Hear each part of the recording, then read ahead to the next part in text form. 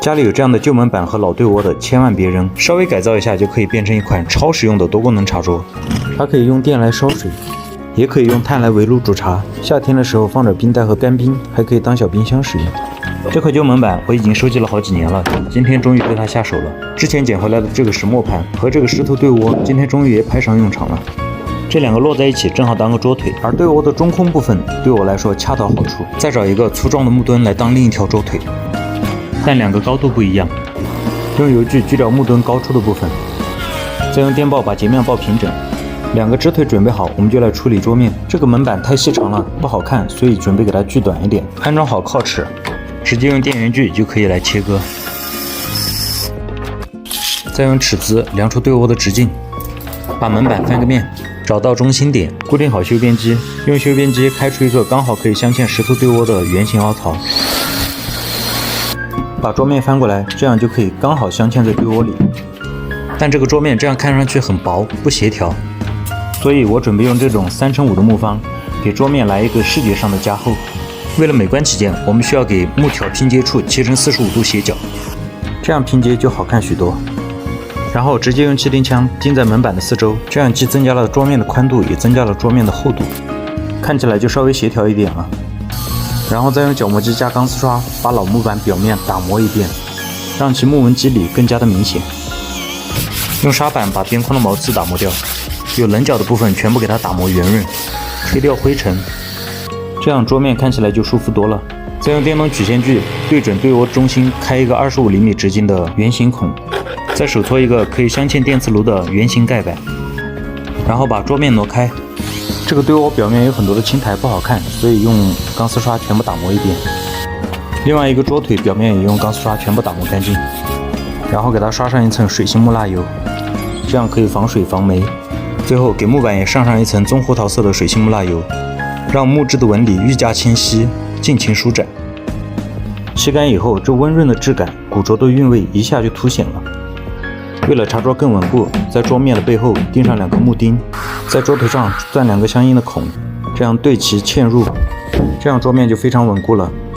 最后用这种快拆头接上电磁炉，茶桌改造就完成了。让我们来看看使用效果吧。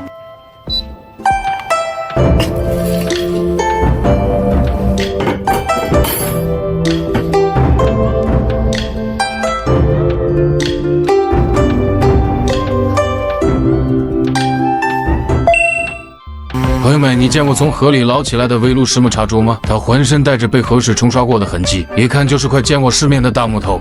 事情是这样，这位博主夏天的时候从河里拖起来了一根巨型水洗木，拿去木锯厂锯成了60厘米高的木墩。这位博主今天准备把它变成一个围炉茶桌，你看，就把它这么一放，嘿，就出具桌样，自带野生大佬气场。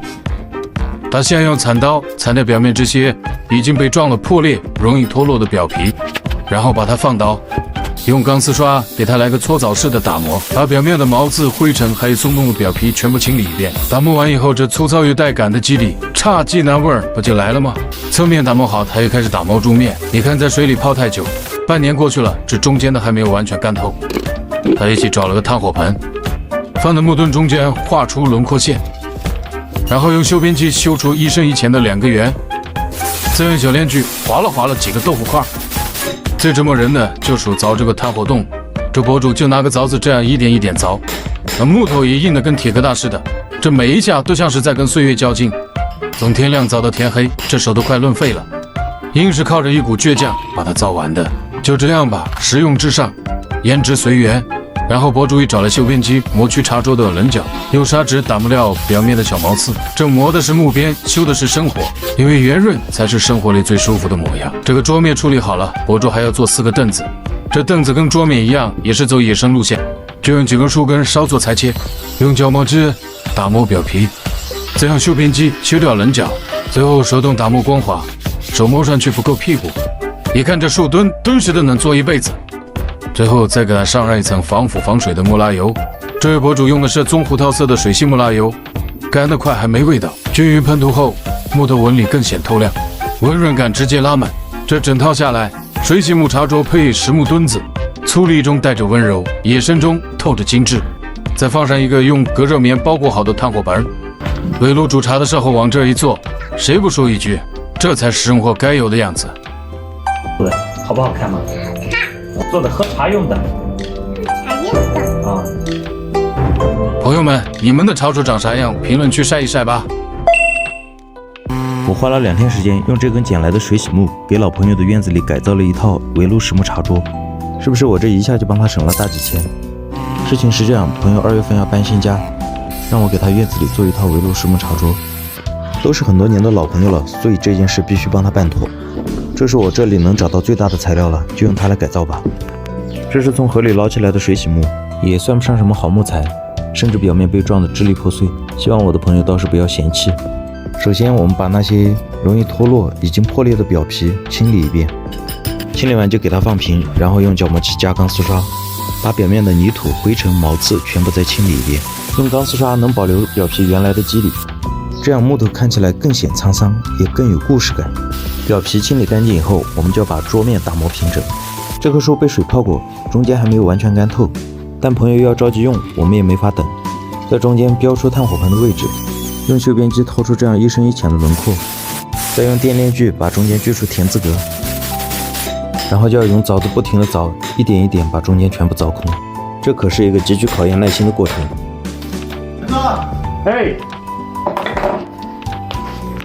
哎，强哥，哎，你咋过来了？看一下我那个茶桌弄好了没？啊，哪有那么快？你咋换了个车？我那台20款的宝马5系车放在瓜子上卖掉了，卖了18万多，比市场价多卖了2万多块钱。为啥卖这么高啊？因为我是直接卖给客人，个人卖个人，中间也没有多次转手，所以卖的价格比较高。买家也省了不少钱啊。买卖二手车我推荐把子啊，个人卖个人，卖家多卖钱啊，让买家少花钱。这个才挖了这么一点点，今天肯定弄不完。这个条确实是比较慢，今天你肯定等不到了。这肯定等不到这个。那你那么着急跑过来干啥？改天做好我给你送过去吧。确实想跟冬天在院里面煮个茶，还非常不错的。对啊。送别了朋友，又自己慢慢凿吧。这个从白天凿到黑夜，一共凿了5、6个小时，终于把它凿好了。再用修边机加这种刀头，把桌面的边缘捣个圆角。完了以后，整个桌面和边缘再用细砂纸手动打磨一遍。打磨平整光滑以后，我们就等着上漆。桌子有了，我们再给它配4个凳子。用这种木墩来做凳子就很简单了。我们只需要用钢丝刷把表面的树皮和灰尘打磨干净，把树墩的表面打磨光滑平整，再用修边机给桌面捣个圆角，再用砂纸整个手动打磨一遍。桌子凳子全部打磨完，我们就可以上漆了。上漆我还是选择这种棕胡桃的水性木蜡油，上漆则完全根据个人的喜好，喜欢颜色深就多上几遍，喜欢颜色浅就少上几遍。我是总共上了3遍漆才达到自己喜欢的效果。等漆干以后，我们把中间的炭火盆放进去，大家记得炭火盆周围一定要包防火棉，这样防止烧坏木头。我们放上炭，煮上一壶茶，来看看它的使用效果吧。爸爸，你这个桌子做的干啥的？这个桌子啊，是爸爸的一个朋友让爸爸帮忙做的，好不好看吗？好，做的喝茶用的。茶叶的。啊。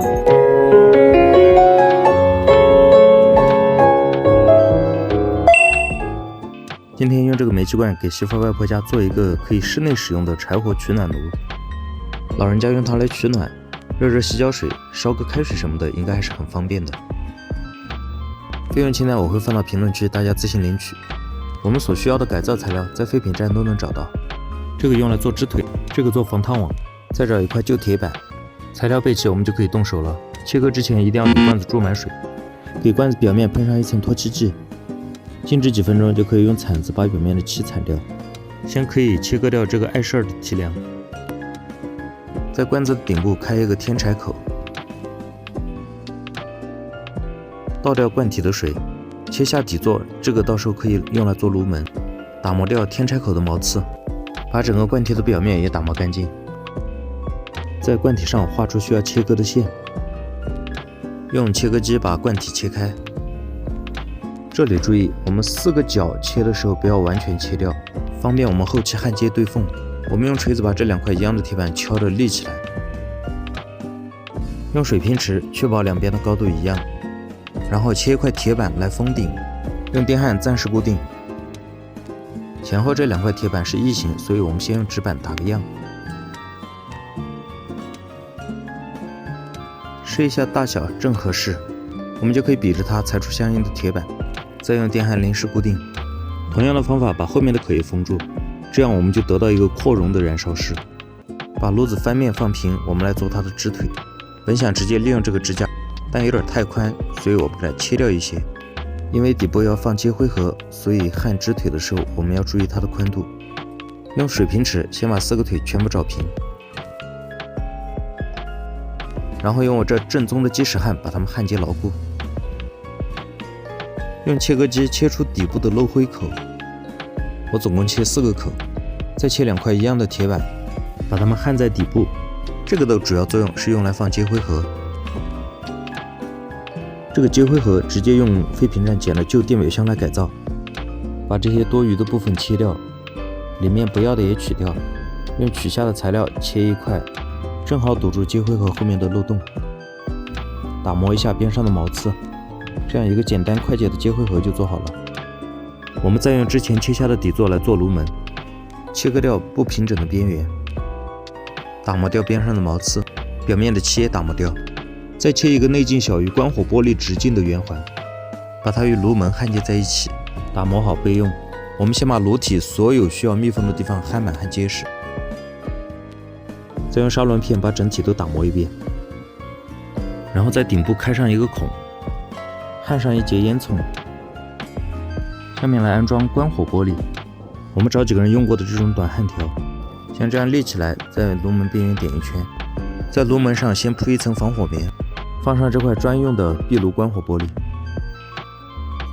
剪掉过长的焊条，然后把它掰弯卡住玻璃，这样炉门就制作好了。用个荷叶焊接在炉体上，炉门安装完毕，在侧面再焊上一个挂钩，在炉体两侧焊上一些方管，安装2片防烫网，最后给它喷上一层耐高温防锈漆，我们的制作就完成了。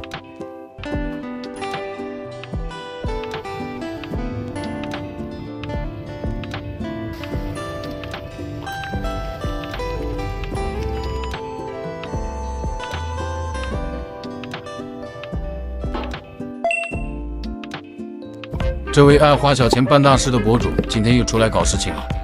他捡了一堆零成本的材料，旧石板、鹅卵石、烂灯罩，甚至还有狗狗的饭碗。他准备把8年前他斥巨资200大洋买的这口石缸改造成一个充满禅意的生态鱼缸。其实他压根就没学过造景，全凭感觉和喜好，主打一个自我陶醉。这块石板明显不太适合当地板，但他非要缝缝补补、敲敲打打，赶鸭子上架。这2块石板连接出漏线了，他赶快找个石板来盖上。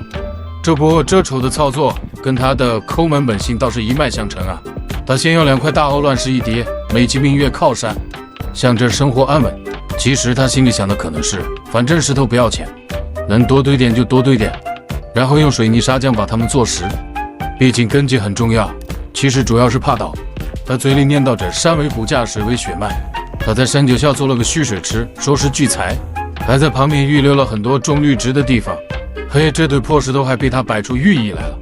他又在家里翻出几块青龙石，还说这能镇宅挡煞保平安。感情这破石头在他眼里就是块宝贝啊！这3两下还堆出一个造型不错的假山，到时水从假山里流出，然后流在这个蓄水池，蓄水池满了又流入缸里，就这样反复循环。在假山处我们要预埋一个储水管，旁边再搭配2个圆润的鹅卵石，这山水相依的基本骨架就搭出来了。这山水都有了，怎么能少了明月呢？他也去找了个烂灯罩，准备改个月球灯。先把表面的凸起打磨平整，再喷漆改个颜色，墙上留个缠铁线的孔，用4颗钉子加玻璃胶，这个灯罩就算安家了。他又去调点外墙腻子来做月球基底，把这腻子一层一层往上抹，把它抹成一个球面。但是腻子抹太厚了，它会往下垮，所以他分了2次抹。等第一遍的镊子干了以后，他再抹的第2次。第二次磨完，他就去找了一个圆形的树棍和一个圆形的盖子来制作月球表面的陨石坑。这家伙有点急啊，腻子还没干就开始做，显然性急吃不了热豆腐，只有等到腻子半干的时候才能戳出陨石坑，再用毛笔和腻子膏做出陨石坑的细节。他还用丙烯颜料给月球灯上了个色，你瞧，上完色还真有感觉。这位博主说，造景没有苔藓就没有灵魂，于是大自然的羊毛他也没放过，逮着就使劲的薅。他把挖回来的苔藓撕成小块，塞到假山的缝隙处，有水泥砂浆的地方，他全部用苔藓遮住。完了，喷点水，用手压一压，苔藓就种好了。在预留的位置种上合适的绿植，虽然这是一堆烂石头堆砌，但氛围感必须拉满。该省省，该花花，氛围感还是不能差。最后给鱼缸放满水，倒入火山石，再放几条小金鱼，装上水泵和雾化器。哎，这个中式禅意生态鱼缸不就成了吗？